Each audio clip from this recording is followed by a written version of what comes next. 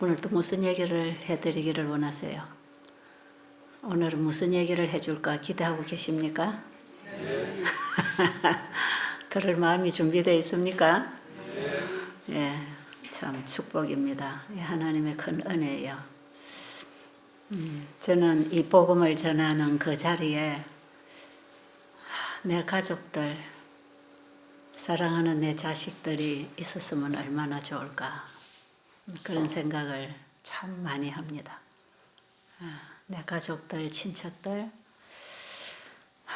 이 식구들이 이 복음을 좀 듣고 정말 예수님을 사모하여 그분을 갈급한 심령으로 찾을 수 있는 그런 가난한 심령이 생기면 얼마나 좋을까.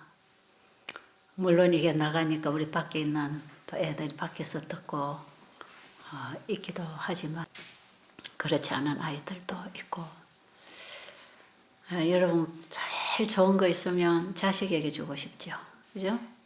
사랑하는 사람과 나누고 싶죠. 저는 이 복음을 가장 사랑하는 내 가족과 나누고 싶었어요. 근데 그들이 원해야 받는 거더라고. 마음대로 안 돼요. 그래서 다니엘이나 우리 믿음의 조상들도 자기 신앙으로 자기밖에 구원을 준비 못한다고 하는 것, 참 그런 것 같아요. 근데 정말 사랑하는 내 자식에게 주고 싶은 복음을 저는 여러분들에게 나누어드리고 있는 것입니다. 이 복음을 받고 살아나면 얼마나 그게 기쁜지 모릅니다. 여러분 좀 중요한 사실을 알아야 될 필요가 있어요. 왜 태어났는가? 어떻게 살아야 하는가? 마지막은 어떻게 되는 것인가? 참 중요하잖아요. 이 자기 인생에 대한 답을 가지고 산다면 그건 굉장히 잘 사는 것이고요. 마땅히 알 바를 아는 것이고. 죄가 들어온 이 아담 하와가 죄를 받아들였고 이 지구에 죄가 이제 유전되어 오늘날까지 이렇게 자라서 이렇게 죄의 잔이 차고 있는 이 세상을 다 보시는 하나님께서 이 고통 속에 우리가 태어나서 몇십 년 살다가 죽으라고, 그래서 예수 믿으면 천당 가고 예수 안 믿으면 지옥 가도록 그렇게 만들어 놨을까요? 만약에 지옥이 있다면, 여러분 여기 개신교에서 오신 분들 많죠? 여러분 그렇게 알고 있는 분들도 많을 거예요. 만약에 내가 예수를 안 믿어서 지옥에 들어간다면, 영원한 지옥불에서 고통당하고 타기가 싫어서 예수를 믿는다면, 그런 사람은 아무도 예수를 못 믿는 것입니다. 무서워서 믿는 척 하는 것이죠. 회개도 벌 안 받으려고 비는 거죠. 발발 떨면서. 그 벌을 면하고 나면 또 그 짓을 또 하는 거거든요. 우리가 태어난 것, 내가 원해서 태어난 것 아니고, 내가 죄 짓고 싶어서 짓는 것도 아니고, 안 지려고 해도 나오죠. 화 안 내려고 해도 화나죠. 내가 하고 싶어 하나요? 하기 싫은데도 되는 걸 어떡합니까? 화가 나는데 어떡해요? 사랑할 수 없는데 어떡해요? 그래서 내가 죄를 좀 지었다고 합시다. 그것을 일생 동안 그렇게 살았다고 합시다. 길게 죄 지어도 100년 미만이지 않습니까? 네.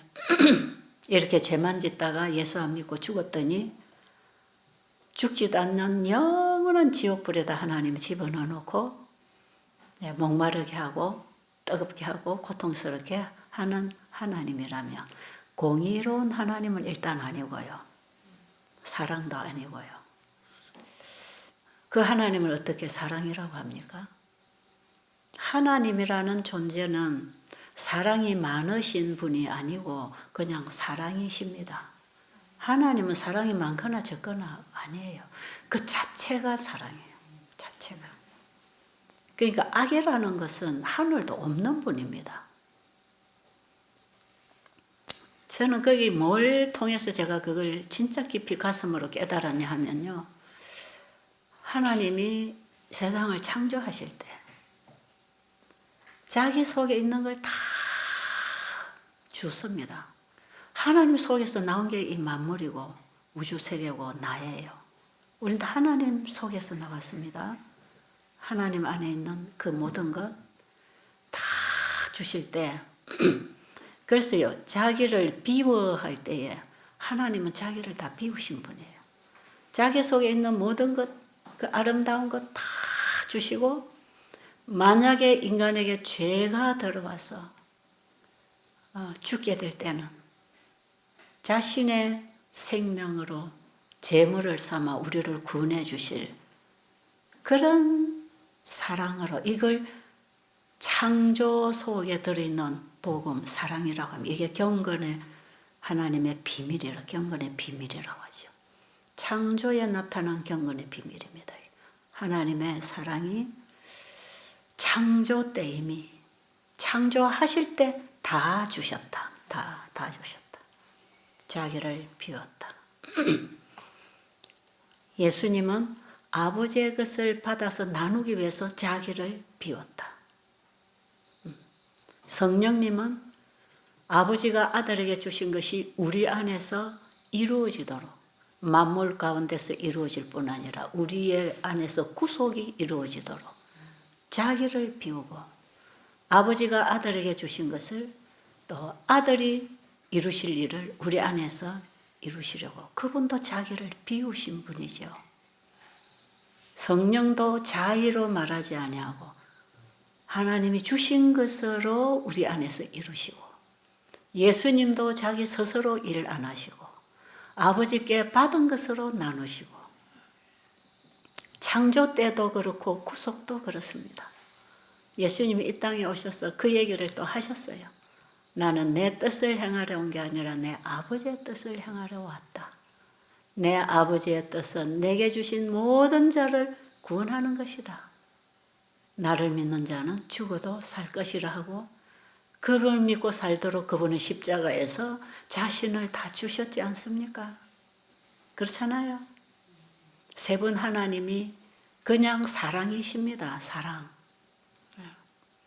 사랑이 많으시고 작으시고 하는 분이 아니에요. 그래서 때로는 벌도 내리고 고통도 주는 분이 아니에요. 성경에 하나님이 고통을 주어 하는 이런 부분들 참 많아요. 그런데 그 고통은 우리를 구원하기 위하여 그분이 사용하시는 일꾼들이다. 엘렌 지 화이트는 그렇게 써요.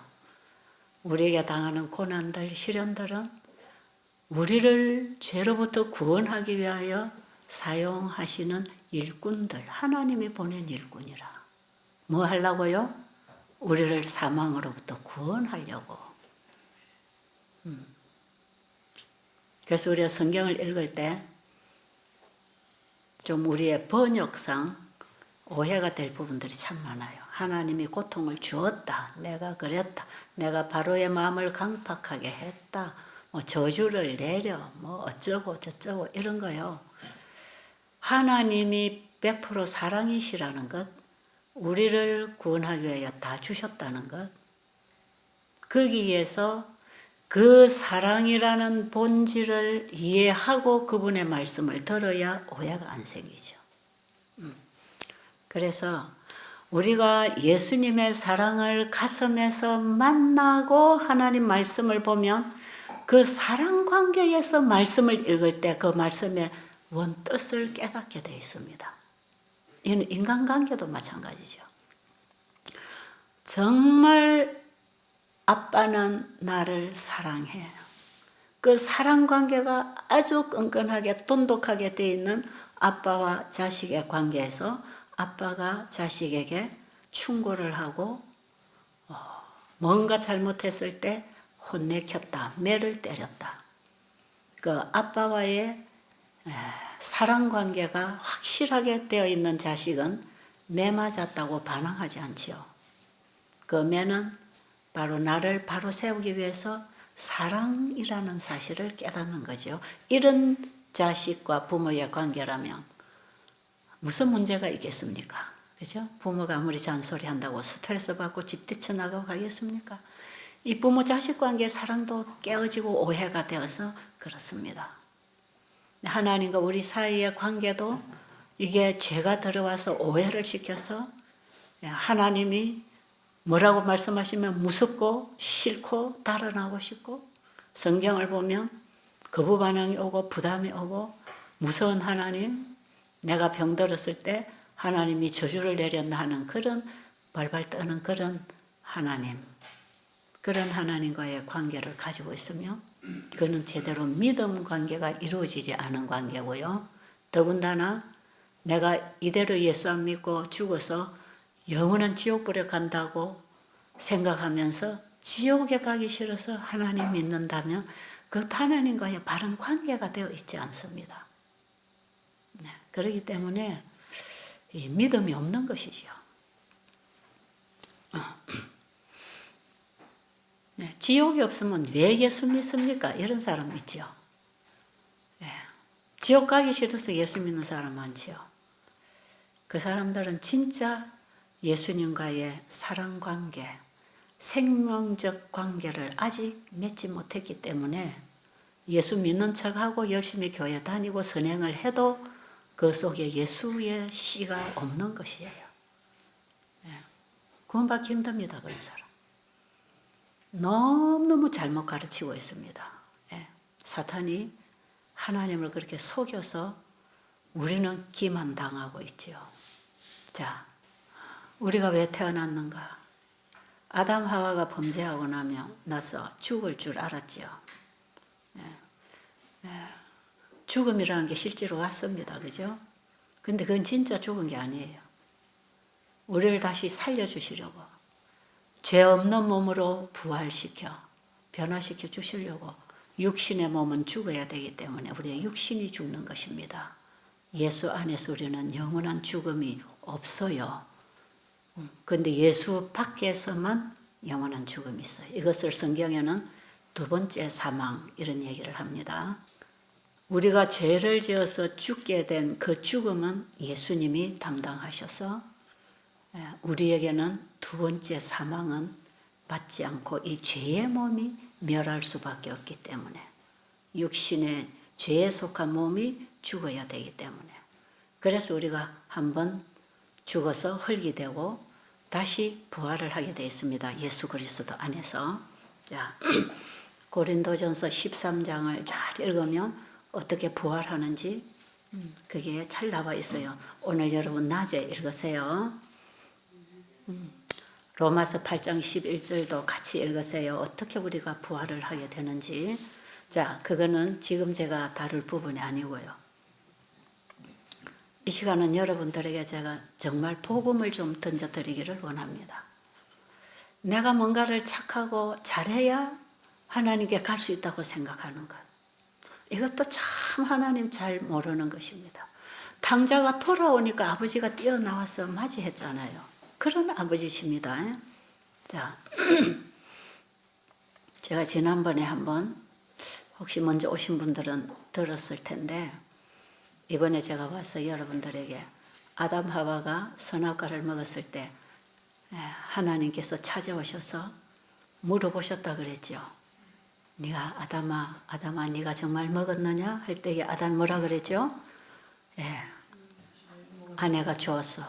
또 하와는 뱀이 주었어. 그래서 먹었습니다. 내가 고의로 먹지 않았습니다.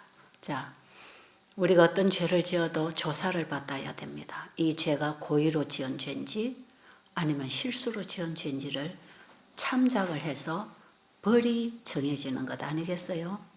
자, 아담 하와가 선악과를 먹기는 먹었는데 하나님은 반드시 조사를 해야 되고, 조사한 결과에 따라서 벌이 정해져야 되는 거예요. 그래야 공의로운 하나님, 공의로운 법이 되잖아. 그죠? 그래서 아담 하와가 선악과를 먹기는 먹었는데 어떻게 먹었다 그랬죠? 사단에게 속아서 먹고, 하와가 죽음 앞에서 주는데 나 혼자 살겠다고 뛰쳐나올 수 없는 하나님이 주신 자기 몸을, 자기 아내를 자기 몸처럼 사랑하는 그 마음이 아내와 함께 죽음의 자리에 들어가기를 선택한 것이죠. 결국은 이 두 사람은 고의로 반역을 하지 않았다는 것이 이제 입증이 되었습니다. 우주 앞에, 천사들 앞에, 사탄 앞에서 다 입증이 되었어요. 그러니까 하나님께서 그들을 죽일 필요는 없는 것입니다. 먹게 한 장본인 사탄이 죽어야 되는 것이라서 사탄에게는 죽음의 선고를 내려주고, 그 다음에 아담과 하와와 그 후손들에게는 다시 회복시켜주는 이제 선고가 내려졌는데, 그들의 삶에 고통이 있을 것을 가르쳐 주시고, 다시 사랑의 씨를 받아서 이제 길러서 열매를 이제 거두어야 되는 이런 과정이 있었다 하는 걸 제가 얘기했습니다.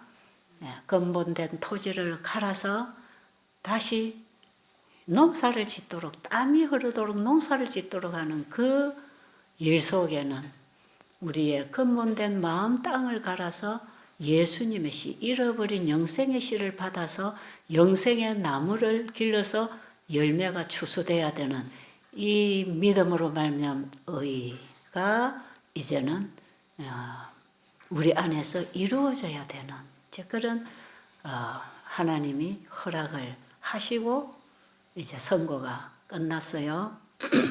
결국 그 과정이 지금 역사 속에 이루어지고 있고, 우리 개인에 따라서는 자기 일생 동안 그게 이루어져야 되고, 예수님은 뿌려진 열매의 추수를 위해서 재림하시는 것. 근본된 토지를 갈아서 이제는 곡식을 잘 키워서 이제 열매가 익으면 그 늦은 비로 익혀서 그분이 추수할 것. 그래서 이른 비와 늦은 비가 한결같이 역사적으로도 일을 하고 계시고, 우리 개인적으로도 이른 비와 늦은 비가 경험되어지게 되어 있는 것입니다. 이게 다 한 줄 안에 끼어져 있는 복음이에요. 자, 그렇다면 오늘은 그런 얘기를 지난번에 했는데 여러분 혹시 못 들으신 분을 위해서 제가 한 번 더 복습을 해드렸고요. 자, 오늘 좀 더 이해하기 쉽게 민수기 35장 9절 이후로 보면 거기 도피성 얘기가 나옵니다. 이 도피성 얘기가 또 이 복음을 설명해 주는 하나의 실물이었죠. 자, 모세를 통해서 하나님께서 이스라엘 민족들이 가나안 땅에 들어가면 도피성을 만들어라 그랬습니다. 자, 나중에 그것도 읽어보세요. 제가 성경을 못 읽으니까 여러분이 찾아 읽으세요. 가나안 땅에 들어가면 요단강 안에 가나안 땅에 도피성을 세 곳을 만들고, 또 강 이쪽에 바깥에도 그 땅 분배 받았잖아요. 거기도 도피성을 세 개를 만들어서 고의로 사람을 죽이지 않은 사람들이 도피성으로 피해서 생명을 구하도록 길을 열어놓으셨어요. 거기에는 이스라엘 민족뿐 아니라 함께 사는 이방인들도, 주변에 있는 나그네들도 누구든지 피하면 살 수 있는 도피성, 누구든지입니다.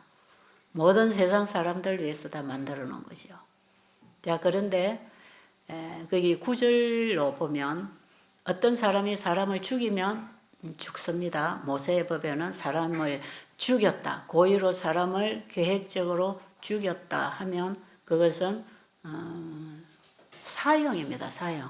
그래서 누구든지 사람을 죽이면 상대방이 보복할 수 있고 죽여야 되는 것이에요. 죽이면 자기도 죽는 것입니다. 우리 한국에는 사형법이 없어졌습니까? 그 사형법은요, 사람을 고의로 죽였을 때 자기도 죽어야 되는 건 그건 성경에 정해진 법이에요. 그런데 사람을 죽이기는 죽였지만 이게 고의로 계획적으로 죽였냐, 아니면 정말 그럴 마음이 없었는데 실수로 죽였느냐에 따라서 사형이 선고되든지 혹은 무기나 장기 죄수로 수용이 되든지 정해지는 거죠. 죽지는 않지만 감옥에서 길게 살아야 되는 거. 그렇죠? 네. 이런 법이 성경에 있습니다. 그래서 사람을 죽이기는 죽였는데 실수로 죽였다. 일을 하다가 어떤 연장이 잘못 날아가서 사람이 죽었든지, 뭔가 다투다가 밀쳐가지고 사람이 죽었든지, 정말 죽일 마음이 없었는데 실수로 사람을 죽였을 때, 이때에 이들은 상대방이 바로 보복을 하기 위해서 죽일 것이기 때문에 그들을 피할 수 있는 도피성. 그런데 도피성으로 달려가는 길은 아주 짧아요. 뭐 하루 종일 가야 되는 길이 아니고 한나절이면 달려갈 수 있는 길이고, 그 도피라고 하는 큰 팻말을 붙여서 살인자가 뒤에 보복자가 잡으러 올 때 피할 수 있도록 빨리 발견해서 그 길로 달려갈 수 있도록 굉장히 크게 도피라는 팻말을 붙이고 길을 넓게 잘 만들어서 계속 달려가면 도피성 안에 도달하죠. 뒤에서 따라잡으려고 따라오던 사람이 도피성 안에만 들어가면 못 들어오는 것이 보호를 받는 것이죠. 그런데 그 도피성은 하나님의 율법을 범하여 두 번째 사망을 당할 우리 인류들을 위하여 준비된 예수 그리스도를 상징한다. 이렇게 돼 있어요. 부조와 선지자에 읽어보면 도피성에 대한 얘기를 그렇게 써놨어요. 그러면 하나님의 율법을 범하고 영원히 죽어야 될 인간들은 이 지구에 사는 우리 모두예요. 그런데 우리 죄인들을 위하여 예수님이 도피성이 되셨다. 누구든지 내게만 오라. 예수님은 의인을 부르러 오신 게 아니고 죄인을 부르러 오셨습니다. 그러니까 내가 죄인이라는 사실을 깨달으면 어디로 달려가면 되겠습니까? 예수님에게로 달려가면 됩니다. 내가 죄인이기 때문에 나는 구원을 받을 수 없는, 정말 희망이 없는 그런 존재라는 사실을 깨닫게 된다면 예수님에게로 달려오라는 것이에요. 그런데 도피성이신 예수님은 두 번째 사망을 당할 수밖에 없는 죄인들, 그 우리 지구의 아담의 후손들 모두예요. 이 죄인들이 다 예수님께로 달려오면 살 수 있도록 준비되었다는 것입니다. 그러니까 우리 지구에 살고 있는 모든 죄인들의 도피성이 예수 그리스도입니다. 예수님은 유일한 복음이시죠. 그분에게로 달려가면 되는 거예요.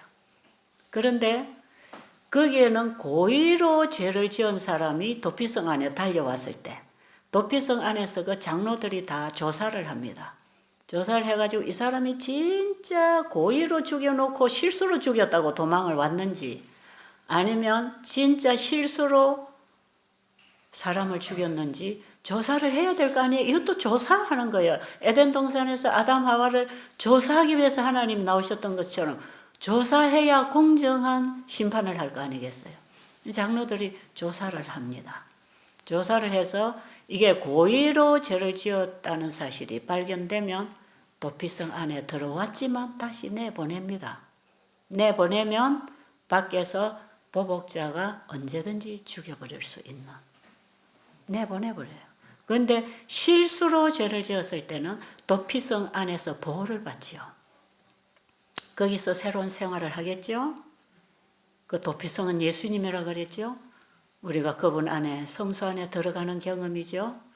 그리고 대제사장이 죽을 때까지 도피성 안에 있다가 대제사장이 죽으면 다시 고향으로 돌아가서 자유의 삶을 살 수 있다.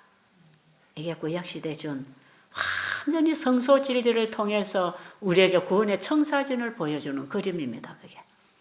자, 예수님은 도피성이시면서 죄인을 받아주시고, 그분이 우리 죄인의 죄값을 지불하셨으니까 말이에요. 그분이 우리 대신 제물이 되어 주셨으니까 말이에요. 모든 죄인은 그분에게 오면 용서가 되는 것이지요. 그런데 그분은 또 옛날에 성소 진리를 우리가 공부할 때 대제사장이 1년에 한 번씩 지성소에 들어가서 죄를 속죄하잖아요. 도말하잖아요. 자, 대제사장이 죄를 완전히 도말해 버릴 때까지 성소 안에 있어야 되고, 죄를 완전히 도말해 버리면 대제사장의 사역은 끝납니다. 구약시대의 성소봉사에서 대제사장은 그날에 죽는 건 아니었지요. 대제사장의 일이 그날에 맞춰지는 거죠. 그래서 이스라엘 진중에 죄를 정결하게 해버리는 이런 일을 1년 내내 했단 말이에요. 그런 그림을 통해서 도피성을 지금 설명하고 있고, 바로 이 성소진리가 세천사의 기별이고 영원한 복음이기 때문에 우리는 성경의 전체적인 복음을 이 그림 속에서 이해할 수 있는 것입니다. 자, 그러면 도피성 안 예수님 안에 우리가 들어갔다가 예수님 안에서 살다가 아직도 우리는 판결 안 났습니다. 그래서 아직도 우리는 완전한 의인이 되지 않았지요. 칭의를 입고 보호를 받고 있는 것이라고 했죠. 자, 그러면 대제사장이 마지막 때 이제 진정으로 고의로 죄를 짓지 않은, 그래서 예수님 안으로 피해 들어온 이 죄인, 바로 회개한 죄인의 죄를 용서하신 그분이 대속죄일에 죄를 도말해버리고 성소를 정결하게 하는데, 그것이 역사적으로 1844년부터 현재까지 이루어지고 있습니다. 그럼 대제사장이 죽을 때까지 우리는 도피성 안에 있어야 된다. 이거는 뭔가 우리가 안전하려면 예수 안에 예수님에게로 달려와서 예수님에게로 달려오는 것이 바로 회개라고 보겠죠. 회개. 첫째 천사는 계시록 14장 7절의 첫째 천사는 하나님을 두려워하며 그에게 영광을 돌려라는, 거기에 하나님의 부르심과 회복이 포함되어 있습니다. 자, 그러면 이 죄인이 살인자가 도피성 안에 이제 들어왔습니다. 그분의 보호를 받습니다. 그리고 대제사장으로서 예수 그리스도는 죄를 도말해 버립니다. 그럼 우리의 죄가 없어져요. 실수로 사람을 죽였다 할지라도 이제는 그 죄가 도말이 돼야 됩니다. 그래서 죄를 완전히 대제사장이 도말을 해버리고 죄를 지워버리면 이 죄인은 완전한 자유가 되는 거죠. 그래서 우리 어디로 가는가? 하늘 우리 집으로 돌아갑니다. 그래서 예수님이 속죄 사업을 마치고 나면 이제 우리를 하늘 우리 집에 데려가려고 재림하십니다. 그래서 예수님 재림하시기 전에 반드시 우리 죄를 도말해버리는 일이 일어나고, 이 죄 도말을 받아서 죄로부터 깨끗하게 되려면 모든 죄인은 예수님께로 달려와야 합니다. 예, 내가 고의로 죽이지는 않았지만 사람을 죽인 건 사실이니까요. 상대를 해친 건 사실이니까요. 예, 그래서 우리는 일단은 고의는 아니라도 우리는 다 죄인이라는 것이죠. 그렇죠? 예, 우리는 유전적으로 죄성을 받고 죄의 성향을 받고 죄로 흐르고 있는 사람들. 고의가 아닌데 유전적인 죄. 여러분, 내가 아프고 싶지 않은데 유전자를 부모로부터 받아가지고 아프다. 제 눈이 지금 그런 눈이거든요. 우리 부모로부터 유전자를 받아서 시신경세포가 말라 가다가 나중에 실명되는 그런 유전자를 가지고 제가 태어났단 말이에요. 우리는 죄의 유전자를 가지고 태어났고, 죄의 법이 우리를 죄로 사로잡아 가기 때문에 우리가 거기서 이길 수 있는 힘이 없기 때문에 우리는 죄를 범하고 행하고 사람을 죽이고 미워하고 시기하고 질투하고 도둑질하고 간음하고 사는데, 이건 내가 원하는 게 아니라 죄가 나를 사로잡아 가는 거라. 그러니까 이거를 하나님이 보실 때는 다 아실까요? 모르실까요?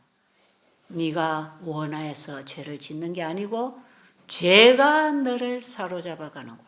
그래서 사도 바울이 로마서 7장에 보면 내 육신 속에 있는 죄의 법이 나를 사로잡아 간다 그랬어요. 내가 원치 아니하는데 나는 선만 원하는데 내 속에 있는 육신 속에 있는 죄의 법이 나를 사로잡아 가는데 그게 고통스러워서 하나님 앞에 부르짖는 것이죠. 우리도 그렇습니까? 우리도 그런가요? 네. 우리가 예수님의 사랑을 만나고 진정으로 거듭났을 때 죄가 싫어지지요. 죄가 자기가 계획적으로 죄짓지 않습니다. 그리고 예수님을 모르는 사람들도 죄를 계획하고 행하고 있지만 그 자기가 하는 게 아니고 그 속에는 죄가 하는 거지요. 죄가 우리 영혼을 사로잡아 있는 것입니다. 그래서 우리는 내가 만약에 계획적인 죄를 지어서 사람을 죽였다 할지라도 하나님 보실 때는 그게 네가 한 게 아니고 네 속에 있는 죄가 너로 하여금 그렇게 만드는 것이다. 그러니까 나중에 죄는 멸망당하고 너는 살아라.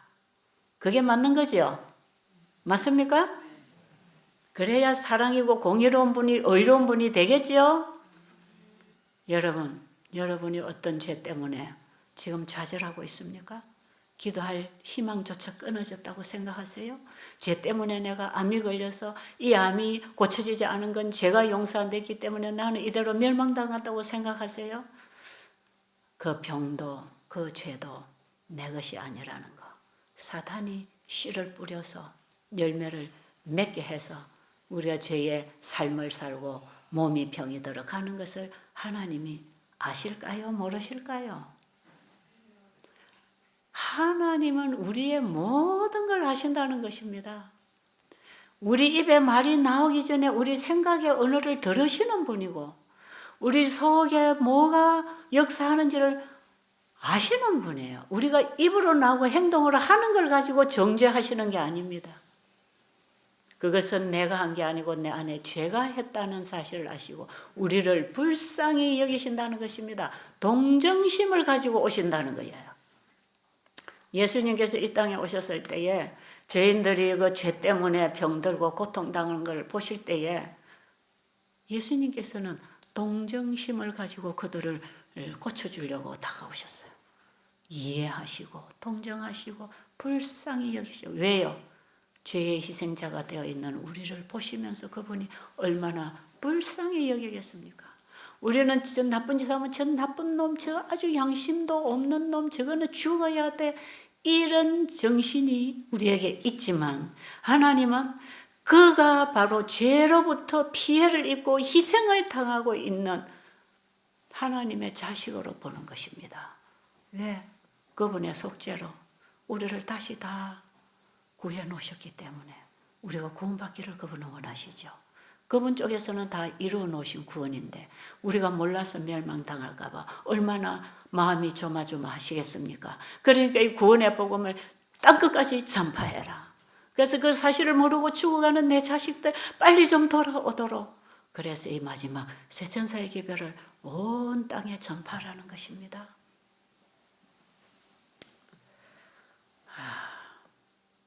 말씀 어디를 봐도 일관성 있게 하나님은 사랑이시고 가시던 불과 엉겅기가 우리의 삶 속에 나고 있는 것은 사단이 뿌린 것이고 그러나 그 가시던 불 엉겅기 때문에 우리가 죄의 길로 직행할 수 없도록 막아주고 있다는 것.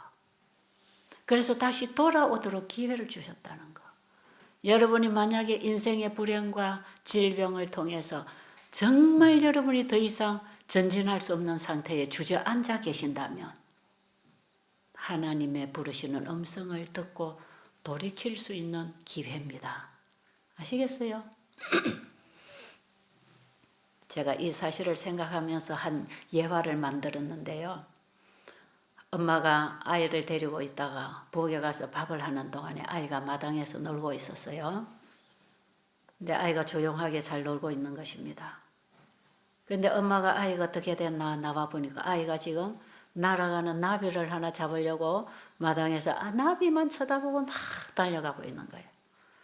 근데 나비가 날아가는 그쪽으로 아이가 달려가고 있는데 그 얼마 후에는 거기가 바로 낭떠러지가 있는 것입니다. 마당가에 언덕에 낭떠러지가 있는데 이 아이는 거기 밑에 낭떠러지가 있는지 뭐가 있는지도 모르고 나비만 보고 나비 잡으려고 달려가는 거예요.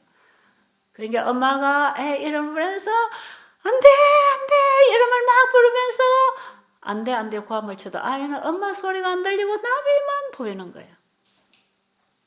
완전히 끝자락까지 아이가 달려가고 있는데 엄마가 달려와도 그 거리는 너무 멀었기 때문에 아이를 붙잡을 수 없는 거리에 있었는데 마침 그 아이 발 밑에 돌뿌리가 하나 솟아나 있어서 그게 아이 발을 탁 걸어가지고 바로 그 앞에서 넘어져 버렸어. 무릎이 깨졌겠죠. 엄마! 이제 그때 엄마! 하고 오는 겁니다. 나비는 간데없고 무릎에 피가 나니까 무서워가지고 엄마! 하니까 엄마가 와서 안아서 치료해서 닦아서 재웠겠죠. 저는 이런 모습을 좀 상상을 하면서 우리는 이 땅에 태어나서 땅의 것만 좋다는 것만 보고 나비만 보고 달려가는 이 아이처럼 하나님께서 우리에게 부르시는 이 많은 메시지들을 들은 척도 안 하고 예수님을 보내셔서 우리를 부르시고 성경을 통해서 선지자들을 통해서 계속 부르시는데 들은 척도 안 하고 세상 것이 좋아서 그 나비 따라서 따라가면 거기가 낭떠러진데 죽을 줄도 모르고 세상 것만 추구하고 달려가는 우리 앞길에 가시덤불과 엉겅퀴가 있어서 더 달려갈 수 없는 상태가 되었다면 그것은 우리를 살리는 하나님의 준비하신 축복이 되겠지요. 그 돌뿌리는 이 아이에게 축복이었습니다. 무릎은 깨져도 죽지 않는단 말이에요. 또 치료되는 것이에요. 그런 아이가 그 낭떠러지에 떨어져 굴렀다면 그 아이는 생명을 잃을 수밖에 없단 말이에요. 하나님께서 범죄한 인간이 가는 길에 가시덤불과 엉겅퀴가 났습니다. 그것은 그 이상 더 그 길로 가지 말라는 것입니다. 여러분이 지금까지 세상 것 보고 살아오면서 열심히 살면서 스트레스 받고 뭔가를 여러분이 하다가 여기까지 병에 걸리고 정신병이 들고 암병에 걸리고 왔다면 그거는 여러분의 인생에 더 이상 직행하지 못하도록 하나님이 막아놓으신 가시덤불과 엉겅퀴 돌뿌리입니다. 여러분은 죽을 지경이 되어서 하나님 찾아오셨나요? 하나님께서 우리를 부르시는 메시지입니다. 그게 하나님 우리를 부르시는 것이고 우리가 건강법칙을 범하고 계속해서 살아가면 이대로 죽을 수밖에 없는데 암이라는 게 걸리고 당뇨병이라는 게 걸리고 자가면역병이 오고 해서 우리가 병으로 고통을 당하면서 의사의 도움을 못 받으면서 하나님 좀 살려달라고 그분을 찾아 돌아올 수 있다면 이 암병도 우리의 인생에 가시덤불과 엉겅퀴요. 우리가 앓고 있는 여러 가지 정신적인 고통과 인생의 고통도 하나님이 준비하신 축복들이요. 왜? 그걸 통해서 우리는 다시 영생을 회복받을 수 있도록 우리 아버지께로 돌아올 수 있어서 그렇습니다. 정말 여러분 무난히 잘 산다고 복이 아니라는 걸 아셔야 됩니다. 저도 살아오면서 시련들을 겪고 이런 환난들을 겪으면서 그것을 내가 어떻게 이기고 벗어나는 믿음을 행사하느냐를 하나님은 나에게 믿음을 달아보시기를 또 원하실 것입니다. 제가 미국에 있는 어떤 분하고 통화를 하면서 너무 힘든 과정을 만나서 아주 하나님께 골방에 들어가서 기도하고 있더라고요. 제가 그랬어요. 지금 바로 그 시련이 우리의 믿음을 테스트 받는 과정이라고 생각할 때 절대로 좌절하지 말고 믿음으로 예수님께 맡길 때 예수님이 해결하신다. 우리의 믿음의 시련이다. 마지막 성도들에게 믿음의 시련이 있다는 걸 알아야 돼. 하나님의 백성들은 믿음의 시련에서 테스트 당하고 합격을 해야 됩니다. 여러분 시련이 오지 아니하면 믿음을 행사할 일이 없어요. 편안하면 믿음이 있는지 없는지 몰라요. 근데 시련이 올 때 믿음을 가진 사람인지 믿음이 없는 사람인지 시련이 올 때에 알아보는 것입니다. 여러분 지금 병이라는 시련이 왔습니까? 예, 죽으면 죽으리라. 이미 이 육신은 죽게 돼 있는 것이기 때문에 이 육신을 건지려고 여러분 아둥바둥하고 발발 떨지 말고 여러분 이런 은혜를 통하여 내가 하나님을 믿고 의지하는가, 내가 믿음의 저울 위에 지금 달려 있다는 사실을 알아야 된다 이 말이에요. 이해하시죠? 여러분 이런 얘기는 참 중요한 것이에요. 여러분 그렇게 해서 믿음의 통과를 하세요. 우리의 믿음의 조상들이 그렇게 통과했습니다. 아브라함이 아들을 바칠 때 욥이 얼마나 시련 가운데서도 하나님에 대한 믿음을 저버리지 않고 승리했습니까? 마지막 믿음으로 말미암아 구원받을 우리 모두에게 아브라함과 같은 믿음이 요구되고 있다는 것. 아브라함은 이스라엘 백성들의 믿음의 조상뿐 아니라 구원받을 모든 하나님의 백성들의 믿음의 조상입니다. 믿음의 본입니다. 여러분, 시련이 없으면 복받은 게 아닙니다. 여러분, 기복신앙하지 마시고 우리의 복은 영생입니다. 우리의 복은 영생이 회복하는 거예요. 영생을 위해서 우리에게 약간의 고난도 허락이 되었다는 걸 아시고 그럴까요? 정말 그렇습니다. 저는 이런 답을 다 성경과 엘렌 G. 화이트 여사 책에서 저는 답을 얻었어요. 말씀을 보면서 거기서 제가 다 하나하나 깨달았어요. 아, 이렇게 말씀하셨구나. 그렇다면 지금이야말로 내가 하나님께 가장 사랑을 받고 관심을 받고 있는 때구나. 그렇겠죠? 내가 가장 어려움 당할 때, 극한 시련 속에 있을 때 가장 하나님의 관심을 받고 있는 때, 그리고 연약한 우리에게 힘을 주셔서 이기게 응원해 주시는 하나님, 그분을 의지하고 우리는 승리해야 합니다. 여러분, 지금 여러분이 당한 이 일이 정말 절망적이라고 생각될 때 지금이 기회라는 것 아시고 그저 다 포기하고 우리 하나님의 도움을 구하시기 바랍니다. 시편 107편 10절로 20절까지 보면 이 얘기가 너무 잘 나와 있습니다. 우리가 흑암과 사망의 그늘에 앉아서 공고와 쇠사슬에 매임은 하나님의 말씀을 거역하며 지존자의 뜻을 멸시함이라. 그러므로 그 결과에서부터 아무도 구해낼 자가 없다. 하나님 우리에게 고통을 주어 우리를 괴롭게 했다 그러죠. 그것도 오해할 소지 표현이 있죠. 그러나 우리가 근심 중께 여호와께 부르짖었더니 여호와께서 응답하시고 우리를 구해 주셨는데 20절에 보면 어떻게 구해 주신다 했죠? 그가 말씀을 보내어 저희를 고치사 위경에서 건지시는도다. 뭘 보내신다고요? 그분이 우리를 구원하기 위하여 보낸 생명줄은 하나님 말씀이에요. 우리를 치료하는 치료제가 그분의 말씀이에요. 우리가 다시 붙잡고 새로운 출발을 할 수 있는 우리의 길을 비추는 건 하나님 말씀이에요. 하나님 말씀은 내 발의 등이요 내 길의 빛이라. 하나님의 말씀을 따라 순종하는 자들에게는 하나님의 말씀이 내 길의 빛입니다. 제가 어저께 제 인생이 깜깜한 터널, 앞도 옆도 안 보이는 터널 속에 갇혀있는 그런 내 인생의 그 경험을 하면서 제가 좌절하고 있을 때 하나님께 도움을 구했을 때 하나님 나에게 뭘 보내셨는지 아세요? 말씀을 보내셨습니다. 말씀을 보게 하시고 말씀을 깨닫게 하시고 그 말씀을 따라 한 걸음 한 걸음 걸어 나왔어요.